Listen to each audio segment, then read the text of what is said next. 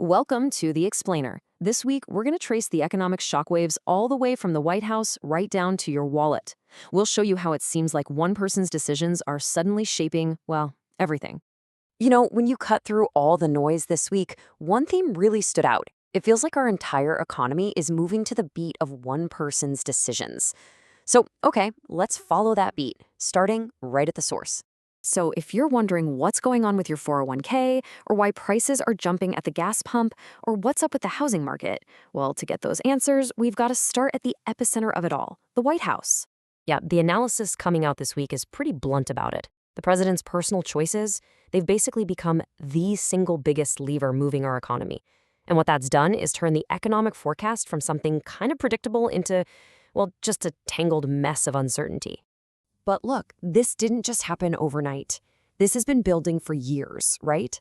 It's a slow move away from things like group deals and international agreements and a big shift towards direct unilateral action. And the end result? It's concentrated this massive amount of economic power right inside the Oval Office. So what happens when all that power gets used? Well, the very first, most immediate ripple, it's slammed right into the global markets. And for most of us, the place we saw that shockwave first, the gas pump. I mean, prices jumped by a third. Think about that. That's almost $1 more per gallon in just 1 month. And here's exactly why that's happening. The conflict has essentially choked off traffic through the Strait of Hormuz. And that's a huge deal, because it's a critical channel for 20% of the entire world's oil. So what happens? Prices just skyrocket, going from about $75 a barrel to over $112. Of course, the stock market is feeling the pressure too. It's the smaller companies, the ones that are way more sensitive to shocks like rising energy costs. They're the ones taking the first big hit. In fact, their main index has dropped almost 11%. That's enough to officially put it into what Wall Street calls a correction, which is just a fancy way of saying a really big, really fast drop. Okay, so with everything so volatile, you have to ask, where are investors putting their money?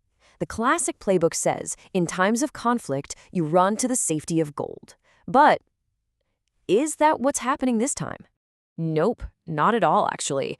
We're seeing a really interesting shift. Investors are pretty much ignoring gold. It's actually down over 10%.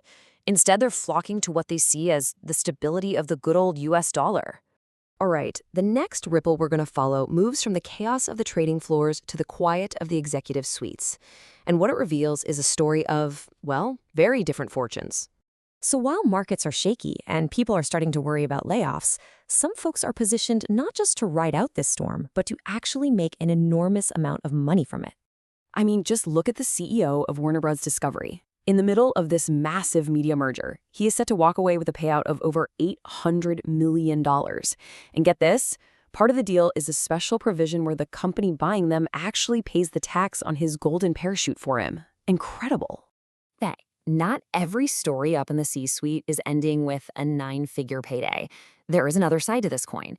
A jury just came back with a pretty stunning verdict, finding that Elon Musk actually defrauded investors. How? By making false and misleading statements when he was taking over Twitter. And this isn't a small slap on the wrist. It's a decision that could cost him as much as $2.6 billion. So we've got these massive shifts happening, from conflicts overseas to huge deals in billionaire boardrooms. But the real question is, how does any of this actually affect you?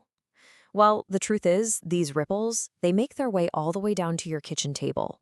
And the spring housing market just got a rude awakening. All those hopes for lower interest rates? Yeah, they've been pretty much dashed by this conflict. Mortgage rates had finally dipped below 6%, and now they've shot right back up. And this creates a really painful squeeze, especially if you're trying to buy a house. Because even though the home prices themselves have pretty much leveled off, the cost to borrow money is going up. And that means your monthly payment, it's getting more and more expensive. So when you boil it all down, the takeaway is crystal clear.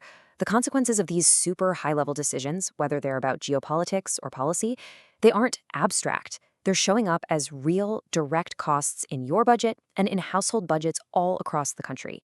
And this combination of feeling the economic pain and seeing all the political controversy, well, it's starting to provoke a response from the public.